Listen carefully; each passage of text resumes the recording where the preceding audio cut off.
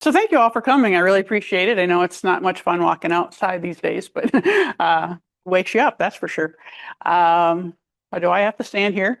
I can't roam while I talk. That's going to be a problem. So anyway, just a little background information about myself is as Beverly mentioned, I was a teacher for Alpena Public Schools for 30 years. Before that, I was born and raised here as well. So I'm a local product, but I retired, but I'm still it seems like when you retire from Alpena Public Schools, you never really get out of Alpena Public Schools. So I got called back right away, and I now have a job working with the online students. So I'm kind of like their online mentor is my official title. Nagger is my unofficial title. Kind of nag them like, oh, you need to be doing more work. You need to retake that test, So that's kind of my job. My husband says I'm pretty good at it. So anyway, I work part-time from home doing that. So since I retired from my full-time job, that of course led to having a little extra time on my hands. And so I kind of always had this kind of nagging thought about, perhaps writing a book. And my husband says, well, you read books all the time, so why don't you write one? And it's like, well, that doesn't mean you can write a book. I mean, I watch football all the time. It doesn't mean I can go out and, toss passes or something to, on the Detroit Lions. So anyway, I guess the question is, can I write a book? And, how do I go about this task? And, how do I get started? So I literally began by just taking a book that I was reading. And, I kind of like the characters or whatever, but I just said, I'm not going to reinvent the storyline. I'm not going to reinvent the plot. I just want to see if I can write like a chapter using these characters. So they were like my test characters. So I just took the characters that the author had, couldn't tell you even who they were or anything about them these days because this was a few years back, but and just said, I'm just going to invent a scene, and just write about it. And so I did. And then I gave it to my husband and said, does this flow okay? Because, I just want to know, does the work flow enough to, make sense and seem like you'd want to read more or whatever? And he says, yeah, well, that wasn't too bad. And, and it wasn't anything I spent a lot of time on. But anyway, I did that and then basically forgot about it for a couple of years. And so eventually I kind of started thinking about it again. So that led to creating these 3 books. So I'll tell you a little bit about each one.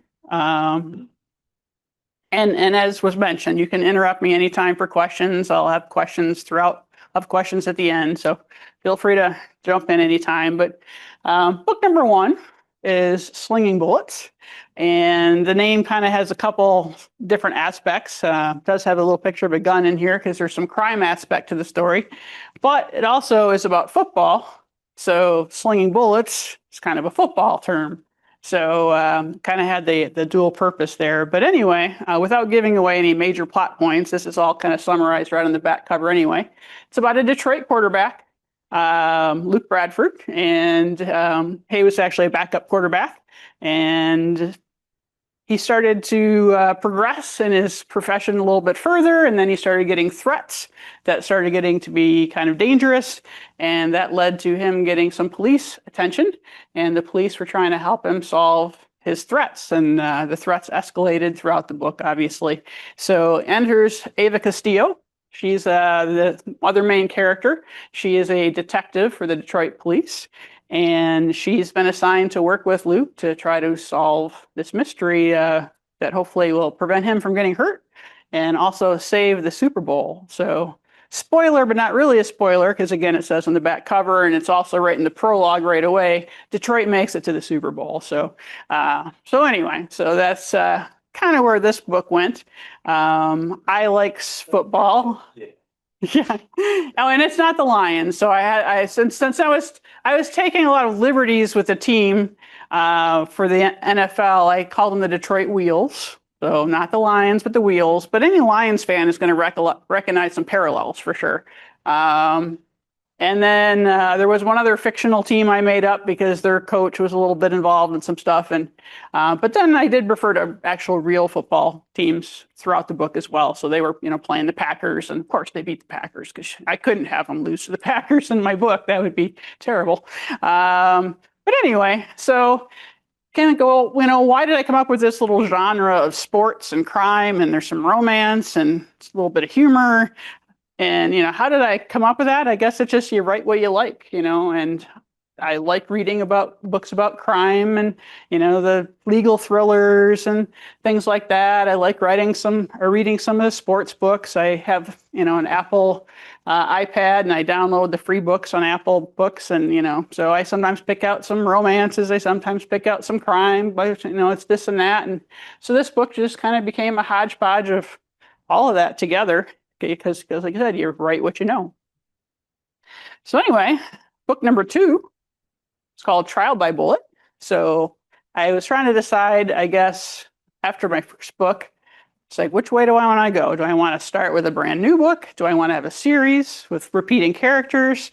And if so, which characters am I following? So basically, I decided that Ava was going to be my main character to follow. So I stuck with the detective theme, but, all right, this is a little bit of a spoiler. Luke's still around. So just so you know, there was a little happy ending there. But so anyway, it follows Ava and her partner Bennett Myers, and they try to solve a case in Detroit where there's a vigilante killer out trying to take out Detroit's criminals that apparently were not properly punished to this person's satisfaction. So anyway, he's basically shooting people, and their job is to figure out who did it, of course. So that one's there. Still a little bit of football here and there, but not too much because, like I said, Luke was still around and all that. And then book number 3, I took a little different turn. This was during the football off season, so less football. So and by the way, if you're not a football fan, I have asked people that are not football fans, like my husband, unfortunately, and my daughter, unfortunately. I don't know how I ruined her. She didn't come out to be a football fan, but I said, was there too much football in the first one? Because if you're not a football person, is that going to be a problem? She said, oh no. They all agreed that wasn't a problem. There was enough that was okay. So anyway, the third one during the off season, Ava and Bennett have a new case. So a singer that's a rising superstar was performing in Detroit and was killed right after the concert, and it is their job to track the killer of Callie Alexo. So faded spotlight is referring to her spotlight dimming, unfortunately, too soon. So anyway, like I said, I write what I kind of was interested in. The way I got started was kind of also a little bit interesting because I kept it a secret. I didn't want to tell people I was writing a book because I didn't want them asking all the time, how's it going? How's it going? How far along are you? How's it going? When's it going to be done? And I didn't know for sure if I was going to write the book and just trash the whole thing and just say, oh, that didn't work. So I just kind of wanted to do it for myself. And obviously Rob knew, my husband, but he didn't even know for the first few chapters. So I think I wrote maybe 2 or 3 chapters, and then I finally handed it over to him and said, all right, this is what I've been doing over here on my computer, tapping away. Would you read this and give me your feedback? And he read it and was actually really, really impressed. He said, I can't believe you did this. And I said, I can't believe it either. So anyway, I basically just kind of kept at it very diligently, incompulsively, for quite some time. And when I got my first one done, I called up my parents who live here in town, and I said, can I stop over? I just want to show you something. And so I go over, I said, hand me your iPads. And I got the iPads, and I did a few things on their iPads and said, well, here, this is my first novel that I'd like you to read. And of course, I got the reaction I was hoping for. They were floored, like, what? So they were, of course, very excited, very proud. But it was a lot of fun kind of going over and springing it on them.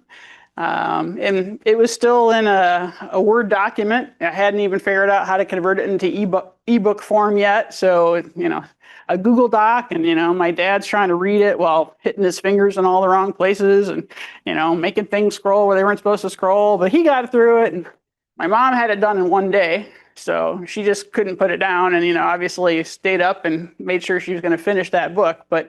Um, but eventually, they got to the end, and then I sprang it on my daughter, and told her and gave her a copy to read, and of course Rob was reading as well. So they were my pre-readers. And I also added one more friend, Vicki Lindsay. If any of you are familiar with Vicki, I know that she reads books, and I thought she'd be a good person to give feedback. I know that she likes football, so at least all my parents like football well enough, but they're not obsessive about it. But I thought, oh, Vicky's a good person to ask because she's smart. She, would be interested in these things, and she reads books, and so that was my crew, my little secret inner sanctum that knew about my book and gave me my initial feedback, and it was very positive. They liked it, and that encouraged me to write the next book. I made a little bit of a marketing decision. I decided I didn't want to publish the first one until I had written a second one. And the reason why is if you have people that liked your first one and then there's nothing for them to go to next, then they might forget about you by the time the next book comes around. So I basically just made the decision I'm going to have 2 books ready to go and then publish them at the same time, release them to the world. And the third book came a little later, but that was kind of a good strategy I decided to have. So anyway, I have my 3 books. So I'm going to stop and just ask because I got my teacher skills in me of blabbing and blabbing and blabbing, and sometimes I have to remind myself that you guys might have something you'd like to say. So, does anybody want to stop and ask a question right now? Or? Yes, please. So just from growing up with you, I know you had the strong math and science background. Where did the English come from? That was actually a good question. So Lisa asked, again, repeating for the camera, I was a science teacher. I also had a big math background. So where does the literature and English stuff come in? And it turns out that was actually one of my minors. So and when I first started teaching in Alpena, I started actually as a dual science and English teacher. And I taught English not too long, maybe the first 3-4 years, a little bit of each. But then they switched me to all science, and that's where I've been ever since. But anyway, so English and Lit was my minor, so I had a pretty good interest in it. I felt like I could write complete sentences with proper capitalization and punctuation. Asked me what a past participle is these days. I don't know if I could tell you that, but I feel like I'm a pretty good writer, and I'm pretty conscientious about what I write. I'm the type of person that takes forever to put out a text on my phone because I got to proofread and make sure it's punctuated and capitalized properly, and so stuff like that. And my family makes fun of me because I have to edit if I see an error, But anyway, so that's really where it came from. The last book has, since it's about a singer, I actually did something that kind of was out of my box. I actually wrote a poem. Well, it was song lyrics, but at the very end of the book, there's a song that's supposedly written by the singer. So basically, I wrote a poem, and I will tell you that in literature, poetry was not my favorite part of literature. So that was kind of a weird thing for me to actually write that, because it was kind of like I was writing poetry, and this is not my thing. But I thought it was kind of fun. So anyway, that was a good question. Yes. You talk a little bit about getting it published. Yes, that's part of my plan. So I will continue with that. Anything about what I've covered so far, though, that anybody else would like to ask? All right. So notice I didn't title the session, how to write a bestseller, because, that certainly hasn't happened yet. But I've been selling some books, and, the sales kind of keep trickling a little at a time. Kind of a little fun fact, I've actually sold books to 3 different continents. So North America, obviously, and that includes Canada. But I had my first international sale to the United Kingdom, and then my second international sale to Australia. So I think that's fun that I have readers on 3 continents. So So anyway, so somehow I managed to get from my Word doc or Google document to having a book that's been sold in different countries. So yeah, how did I get from the first part of that to the last part of that? So basically, starting at the beginning, I guess I chose to use Google Docs as my writing tool. I don't know if I'm going into more detail than you want, but why Google Docs instead of Word or whatever? If any of you are interested, is anybody here interested in writing? I'm interested in how you selected that. There's a book that was written where the co-authors, they were arguing over which to use, Google or Word. So I am interested. Okay, and I'm a Mac person, so for me it would have been either Google Docs or Pages because I would use Apple Pages. But here's why I chose the Google Docs. Google Docs is so convenient because first of all it auto saves and that's just nice. I don't know if they all do, but I know Pages doesn't. So I like that. But when that it auto saves, okay, so I don't have to worry about save all the time. But when I was writing my book, I wanted to have access that was very easy to get to for different things. So one of the things was I had a notes page about my characters. So I would have a little summary, like Luke Bradford, and I wrote, things about Luke, the key things, just about his life and what he was like, just a character synopsis. And did it for other characters as well. It included some of my major plot points that I wanted to have. And then it also had a chapter by chapter table that I filled in as I went along. So at the end of each chapter, I wrote, okay, what's like a 2-sentence summary? What happened in this chapter? So I had this kind of running document of what's going on in each chapter, which was very handy because when you're writing, you have to refer back to what you wrote a lot.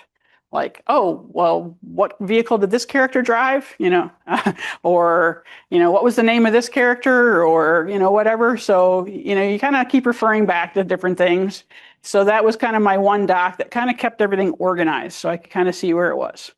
I had a thesaurus page open, so just on the internet, just thesaurus.com or dictionary.com or whatever. I had another tab for research. Particularly the last book. In this one, I had some medical stuff, and I'm no doctor. I know science to some extent, obviously, since I taught it, but so I was researching medical stuff. One of the main character is Greek, and so I was trying to include a little bit of the Greek cultures and different things and their traditions. So I'd be researching that kind of stuff. So with Google Docs, it was kind of like everything's all in one spot. I'm on the internet on the Google page and I've got all my tabs for this, and so on. So it wasn't like I was having to, close this and open this, and it was just kind of all in one place. So I still had to switch it to a different thing to get it into where it needed to be to publish it. But just for writing it, it worked really well. So anyway, from the Google Docs, I eventually had to save it as a Microsoft Word to convert it into Apple Publishing.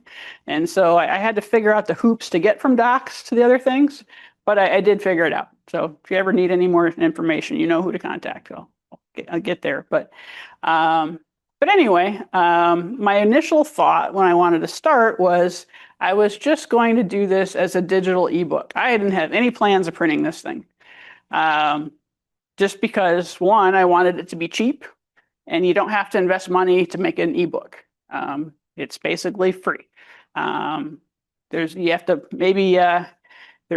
book has its little ISBN number. These are on the stuff you see on that front intro stuff. But a lot of the sites will actually give you that free. I had to go to one site to buy some from the place that they're sold. So I had to invest a little bit to buy a few ISBNs, but other than that, it's completely free, to publish an ebook. So that was my only intention. I'm going to throw it out there and maybe somebody will read it. Maybe they won't, but at least I'm not putting any money into the process. Yes. Throw it out there where.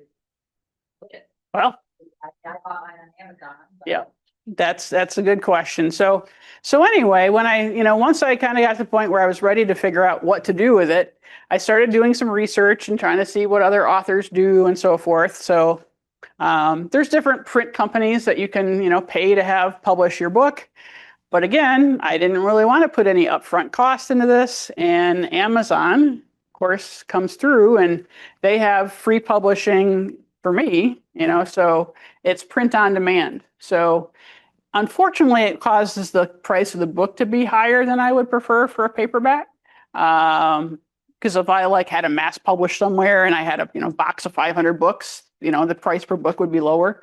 But when you go order on Amazon, you're ordering a book and they're printing it just for you right on that spot. So it's or Kindle version, yes. So since they're printing them individually, the price, of course, gets a little higher on the book. So they kind of average around $15, I think, was the print copy. They vary a little bit. The first book was a little longer. They charge by pages and stuff. I set the price. A minimum that demand, but you get the. I set the price, yeah, but they take a really big chunk. So I'm not making tons of money on each book sale, that's for sure. Now my digital copies are $4.99. Amazon still takes their cut, but on those I'm earning 70%, so I get $3.50 or whatever per book. So, but I'm not really earning much more on the paper copies, even though they're a lot more expensive. So a little bit more, but not much. So it's pretty comparable. Yeah, go ahead.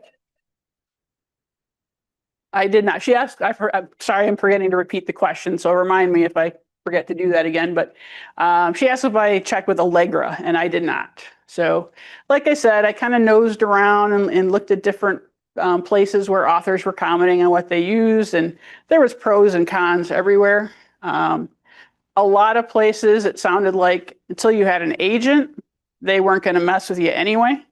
So then, the question is, well, how do you get an agent? And that sounded pretty impossible in a lot of cases. I eventually joined some Michigan Facebook groups, like the Michigan authors and authors supporting authors, which kind of turned out to be, I think, more just a money-making site than anything else. But still, you kind of get feedback from other authors and stuff. And, everybody that's self-publishing is kind of all in the same boat. It's really hard to do. It's really hard to get your book noticed. So anyway, I just, went with Amazon because it was pretty easy. I could do it myself. I could figure it out myself, how to get it published, how to, make my cover work and so forth. My cover, by the way, for anybody who's interested in that kind of stuff, I use Canva. If anybody's ever familiar with that software or programming stuff, it's a website that you can make all sorts of things on, but book covers was one of them. So I did that for free and just designed those myself as well. So anyway, once I had it on Amazon, then, people, AKA my mom, said, well, I want to have a hard copy. This digital stuff, I want a real book. And, other people, kind of gave me some feedback too, like, oh, well, we want real books also. And I thought it'd be kind of fun to have some real books. So I kind of took the next step to, okay, how do you turn an Amazon book from an EPUB into a paperback format? It was a little bit of work to figure out because it's not like you just have the exact same document and say, here you go.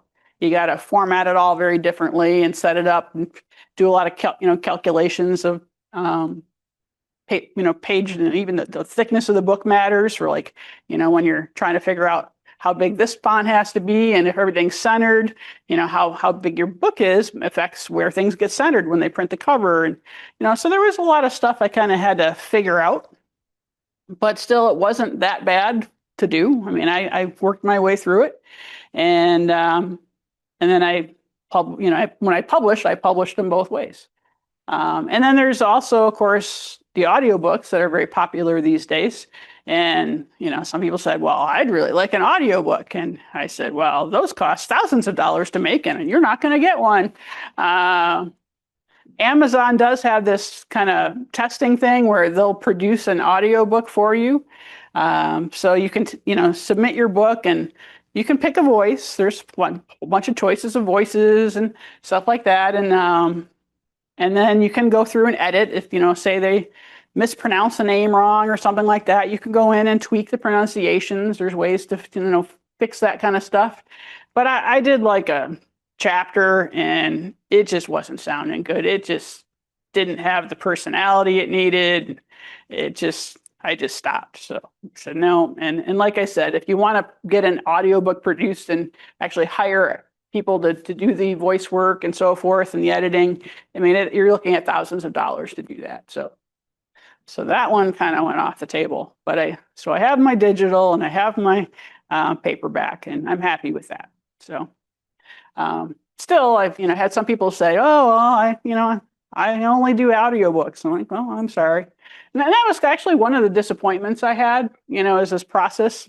And you tell people, "Oh, you've written some novels," and some people are so supportive and like, "Oh, that's awesome, that's amazing," but I don't read books. It's like your little heart just deflates, I mean, relatives, sister-in-laws, like, "Oh, that's the best thing ever," but I don't read books. It's like, well, couldn't you make an exception? Read my book, please. But still, I really enjoy getting the feedback from everybody else. So anyway, I guess a little bit more details about the process of, why I selected Amazon is just because, I mean, I hate to admit it, but it's Amazon, and Bezos is a billionaire for a reason. It reaches a large audience. Everybody knows about it. A lot of people use Kindle. So it just kind of made sense to go in that direction. I also put it on Apple Books. And, as I'm an Apple Books person myself, I thought, well, everybody probably that has Apple products uses Apple Books. No, most of them use Kindle. So I haven't sold that many books on Apple Books. Sold a lot more on Amazon. And then I also wanted to get it out on some other online stores, Barnes and Noble and things like that. And I also wanted to figure out, well, how can libraries get it? So that led me to using a company called Draft2Digital. It's Draft with the number 2 and then digital. So in addition to having it on Amazon and Apple, I also loaded the book on Draft2Digital, and then they handle the sales to all those other companies. So again, Rakuten has a site called Kobo, I think it's called, Barnes and Noble, and a bunch of stores I've never heard of. But they also handle Overdrive and Hoopla, which are kind of the two main things that libraries tend to use. And so by using Draft2Digital, I got that. So the books through their site, they have a little offshoot site. I was able to make a common book link. So I don't know if any of you do want, it was in the program, but if any of you do want the links to the books, I made these for Fall Fest at the museum because I went there with my husband. He was presenting rock stuff, and Christine said, "Well, come along, Nancy, bring your books." So I did. But anyway, there's some common book links that no matter what site you want to buy it from, you go to that book link and you can choose. Do I want it from Amazon, Apple, Barnes and Noble, whatever. So anyway, that was through the Draft2Digital site that I was able to do that. All free for you, Free to use, yes. free. For me to use, yes. Oh, and then shoot, what was that? Oh, yeah. Yeah, so she was asking if it was free to use those sites. So really, once again, and I'll come back to your second question. The only money I've put up at all, I think, was getting the ISBN numbers. Again, and some of these sites will give them to you, like Amazon will give them to you, but Apple did not. So I did pay some money for those. But anyway, what was your next part? Were the formats similar enough? Because I know they're not necessarily the same, but were they similar enough that, or was it a real chore to go from one format to the other, to go to Amazon and do theirs, and then go to Apple Books and do theirs, and then go to That's a really good question. So she's asking if I had to reformat the documents in any way to go from one type of publisher to another publisher. And the answer is no, but I did only go digital for the other ones. So, well, Apple doesn't have print books, but even like Barnes and Noble and stuff, it's not on their shelves. It's just the digital version. So the EPUB book, that's what we call the digital version. When you publish the document, it goes into what's called an EPUB. And that could be used in all of those things. So I didn't have to change it at all. So it was easy enough to go add on the other sites.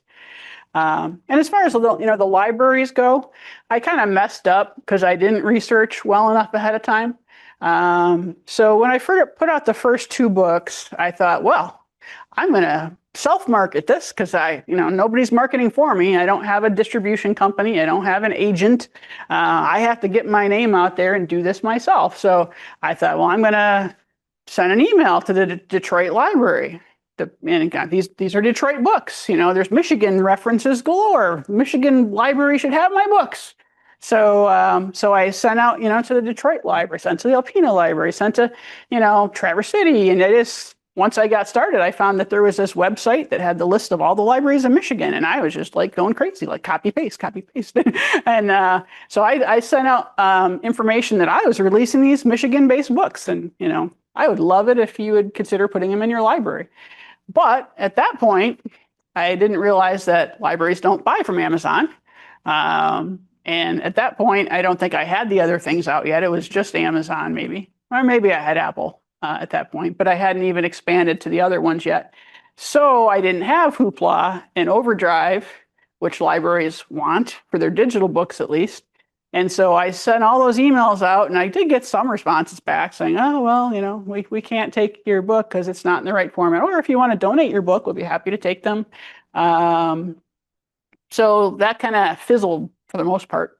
In hindsight, if I had waited, gotten all my accounts set up, gotten all my formats and the draft to digital stuff, which I didn't know existed at the time, then I could have sent out the stuff to libraries saying it is on digital form and these are the formats you can access. And it is in the Detroit library now, just digital. They don't have paperback versions, and it's kind of interesting because libraries pay two different ways. There's two different ways they can buy the books. So one is they can just buy the book outright. Then I'm talking about the digital versions right now. And they actually they pay a little higher price for the digital version than it would normally be, like maybe instead of $4.99, maybe $9 or $10 or something. And then it's theirs. And they can check out one copy at a time because they own one license basically for that book. Or some of them use a checkout payment basis. So like every time they check out the book, they pay the company, the draft to digital company, 40 cents or whatever it might happen to be. I get 40 cents, so they probably pay the company a little bit more. But so like every time a book gets checked out, I get 40 cents. So it's not the same kind of payment, but that started taking off a little bit in November. And like, oh, well, this is kind of fun. People are checking out my book out of a library somewhere. I didn't know where. I don't know. I know. So I know Detroit has it because I looked it up, saw my book there, which was kind of fun. But there could be other libraries that have it. I don't know.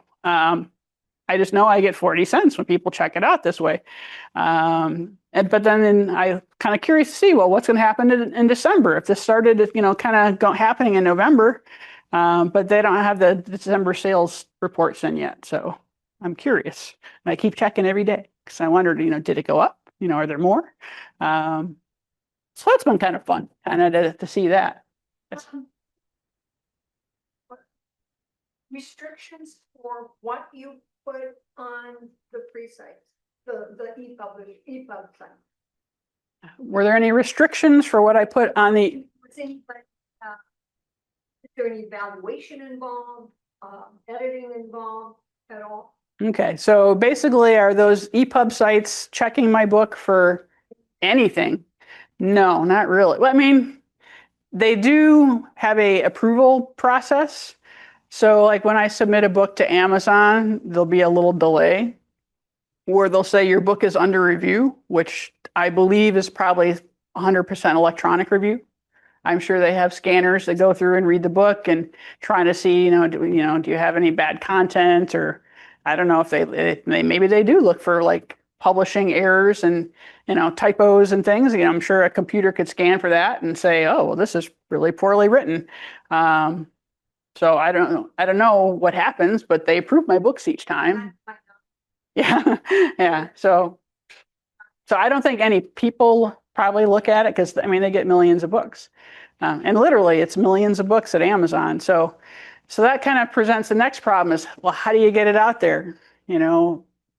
if people know my name and they go to Amazon and, search for my name or the name of the book, that's fine. But, I'm one in 4 million books, literally, because I see the sales ranks.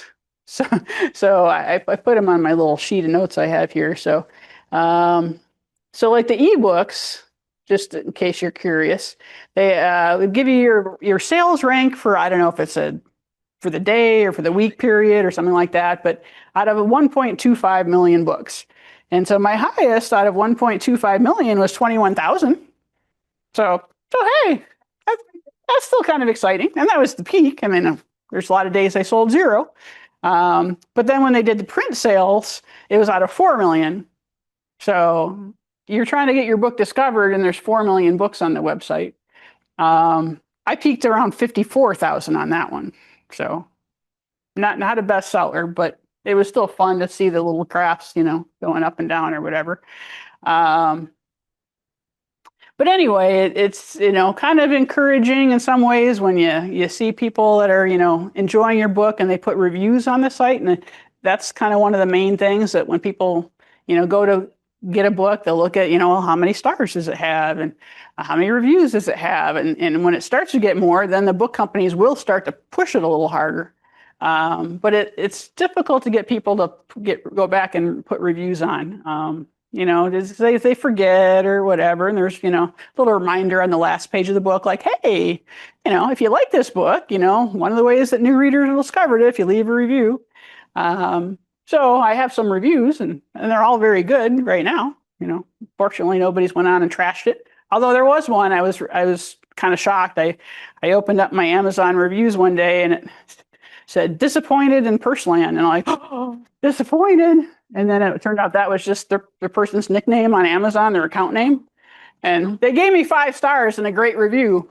But I saw that word disappointed and it's like my little heart plummeted. It's like, oh, so anyway, yes. So are numbers available as to how many copies each book has had printed?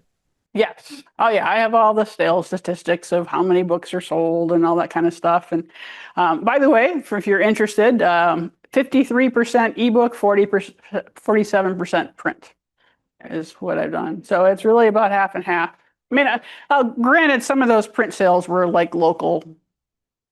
I ordered some books and sold them to my mom, who gave them to her friends, or whatever. Like your first book, how many copies have been printed? Printed, I don't know. I know what percentage, like I said, were print, but probably a couple hundred, I think. I don't know. Probably were printed. So I don't have that specific data on me right now, but 97% of all books written have sold less than 1,000 copies. yeah, and I believe that from again, being part of those Facebook groups and, every discouraged author that's out there, and, it's pretty much impossible. And again, you have to, spend money to make money. And I didn't want to do that. So Amazon, for example, I could buy Amazon ads. Didn't want to do that. So when you go to buy something on Amazon and it says sponsored, you see that word? That's because they bought an ad. So it's the company is paying money so that theirs comes up higher in the search. I could have marketed my book as a Amazon only. It's called Kindle Select or something like that, which would then prohibit me from selling on Apple or anywhere else. Didn't want to do that. I can bid for ads. So again, even if you sponsor one of those things, the higher price you pay means it's more likely to be seen. Well, again, I don't want to get in a bidding war for ads that I still might not, see anything. So there's a lot of things that you could do. You could like offer a free book on Kindle, but you have to pay for that. So, you have to pay hundreds of dollars to offer it for free. It's like, I'm offering it for free and you're charging me, hundreds of dollars just to make this happen. But so why would I want to do it for free? That, does that make any sense?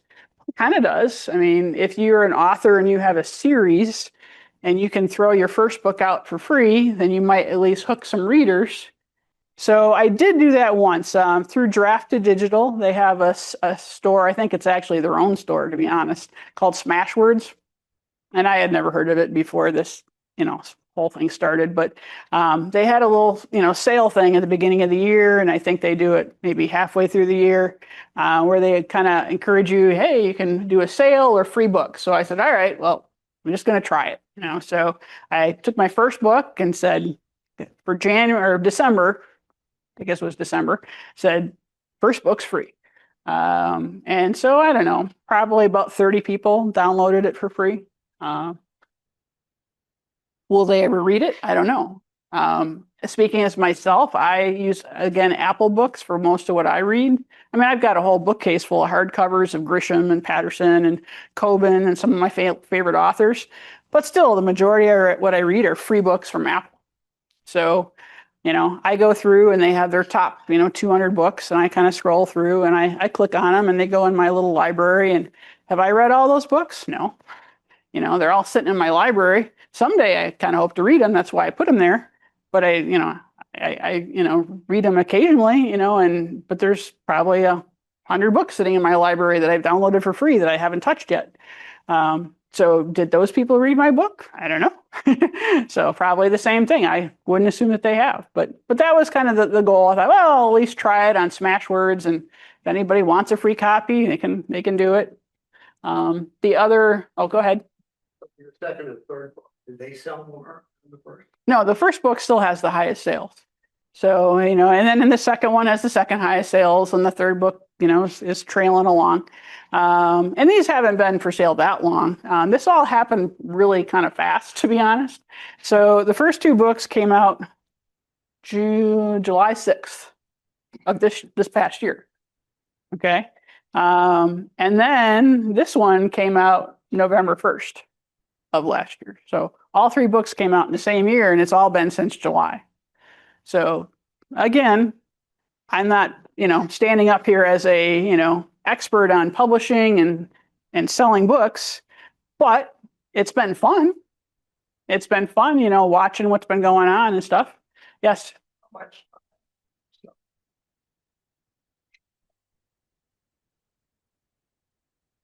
I think I started in January of last year. So it took me maybe 3 months to write the first book. And I'm writing, again, I'm working part-time from home online. So, and it's winter in Michigan and I don't like going outside. So I was working pretty diligently for those 2 to 3 months to write the first book. And then the second book probably took me a couple months. And then the third book, probably about the same, a couple months to write it. And it was a lot of fun. And like I said, I didn't take a lot of breaks, so it was pretty consistent. A little bit about my writing process. So I was this English teacher who, of course, had all the right ways to write things about, outlining and all that kind of good stuff. And that all kind of went out the window. So my outline was in my head.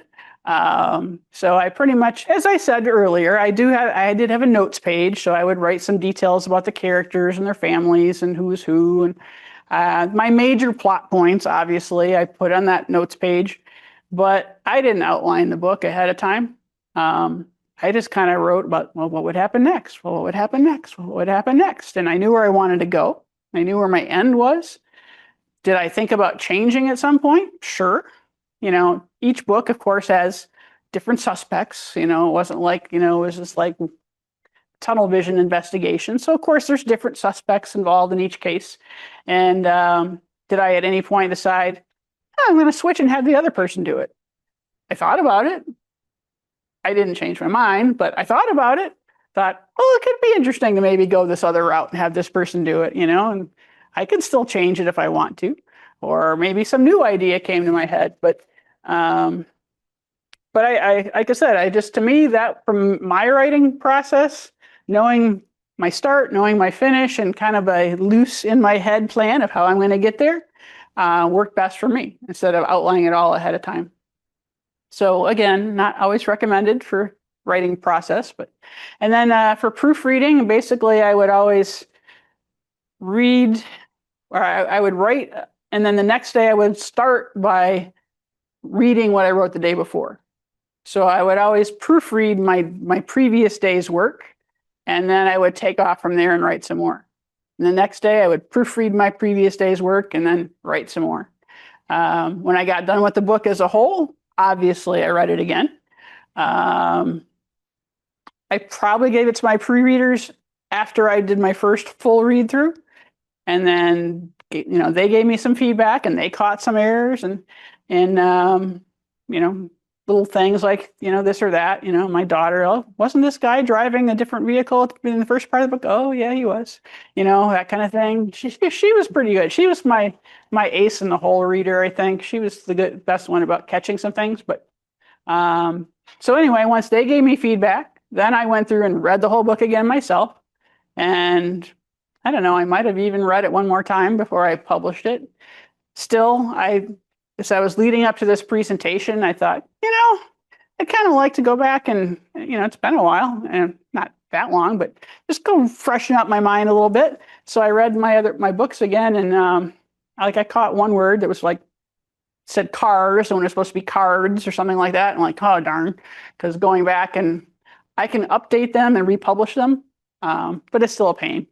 So it's so then by the time I got to my third book, it's oh, do I really want to read this? Because I might find an error. But I didn't find any in that one. But anyway, it was just kind of fun reading them again, oh, I really did this, and I'm really enjoying it too. I think the stories were entertaining, and that's just me. I'm kind of biased, but it was still a lot of fun to just read them again and kind of have that sense of accomplishment. So like I said, there's challenges to writing a book. I think the biggest challenge is just coming up with a unique plot. There's so many TV shows, movies, books that I've read. It's how do you come up with something new and unique that could be interesting? That's tough. Am I going to write another book? I'm kind of on a little hiatus right now, just enjoying relaxing, reading other people's books for a change. I have a loose idea of what could happen if I want to continue this series, at least one more book. And I haven't decided for sure if I'm going to do it or not. So, but it's kind of in my mind. I have an idea. So, but like I said, just inventing the characters has been fun, and I liked continuing them and making a series. Again, I debated about just starting all over with a new book, and they are standalones. You can read the third book without reading the first book, but obviously I've built it so that it's more enjoyable if you kind of know how the characters came to be and how they relate to each other and stuff like that. And some things get reintroduced, but it's certainly been fun, trying to get different people's characteristics, putting in little nuggets about Michigan, little things that, oh, mention this restaurant or, mention this place and mention Michigan Rocks. I managed to, that's my husband's YouTube channel because he does rock polishing and films us beach hunts for rocks and all that kind of stuff. We have an Etsy shop, which we started 3 or 4 months ago now, which is driving us both crazy because it's been very busy, which is a good thing. But anyway, so, I had to throw in a Michigan Rocks reference. Well, how do I do that? It's oh, I found a way. And I just, I was writing that. I was just kind of smiling as Rob was sitting across the room. I'm just sitting there smiling. He said, what are you smiling about? It's oh, you'll find out. I didn't tell him it was in there.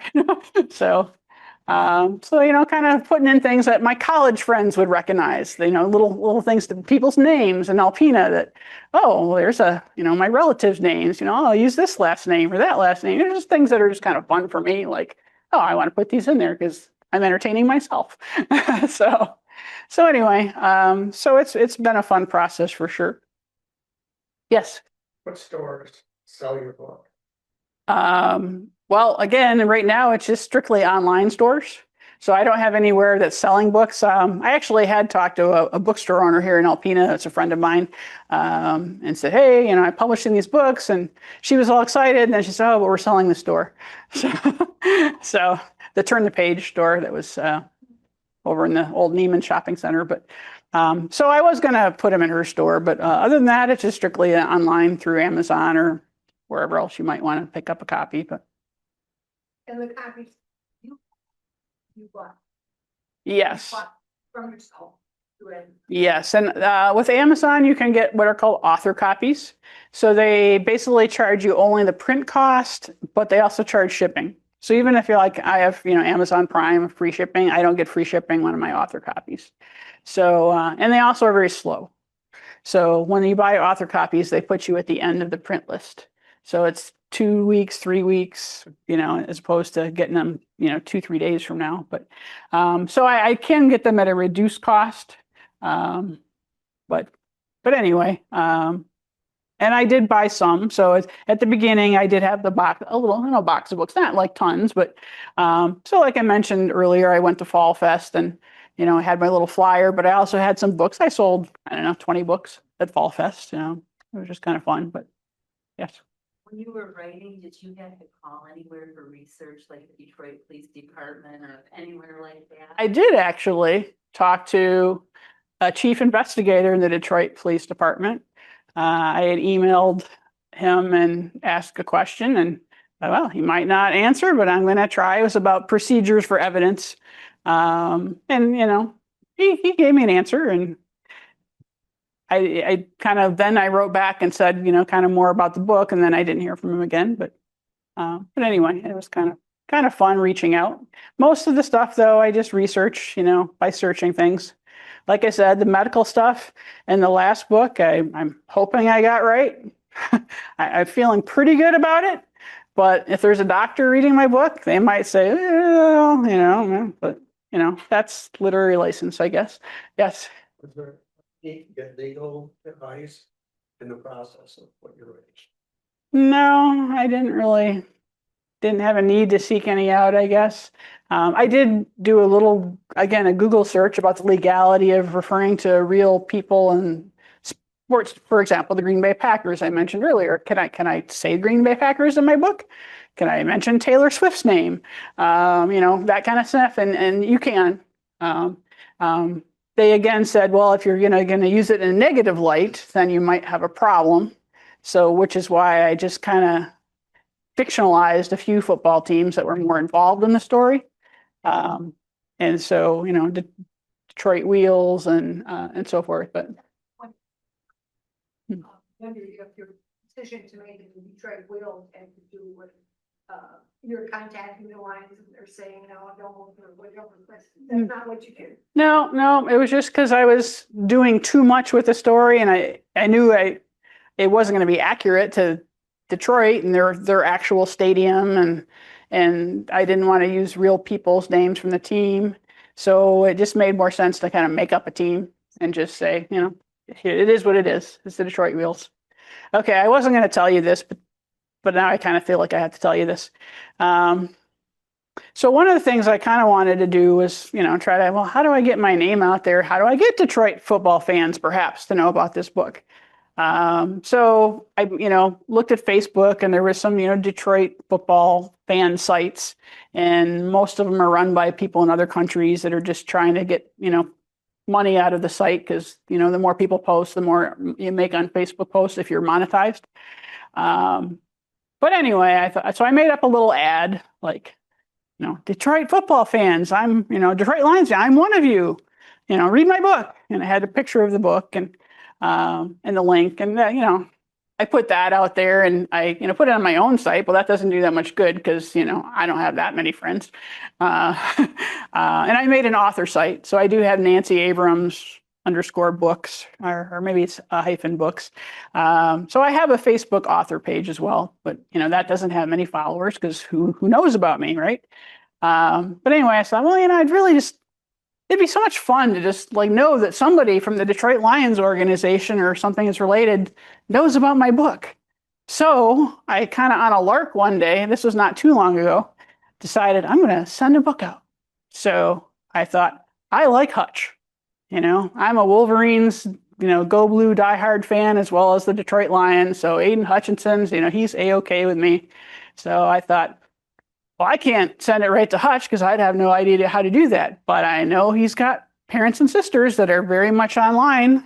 They have their House of Hutch charity, does all the stuff with the hospital kids and so forth. And you see him at the games and like, I'm going to see if I can find an address for Hutch's parents' house. And I did. So at least I thought I did. So and I knew their parents' names and I looked it up and sure enough, Plymouth, Michigan, found their house. So I thought, well, I'm just going to send it.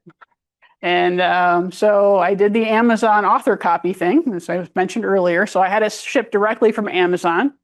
I put a little, gift note about, being a Lions and Wolverines fan, and Hutch has brought me a lot of happiness. I just wanted you guys to have this book, and just shipped it and hoped I was sending it to the right house.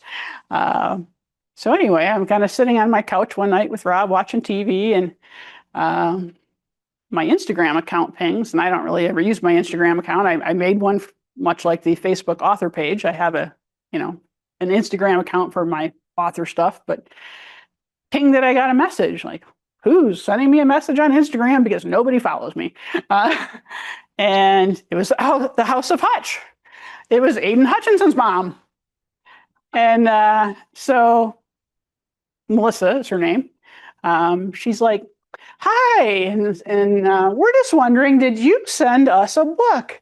And it arrived from Amazon, and so she went on to kind of talk about this whole story about how, well, she knew that she didn't order it, and of course the gift tag that I had got completely missed in the packaging.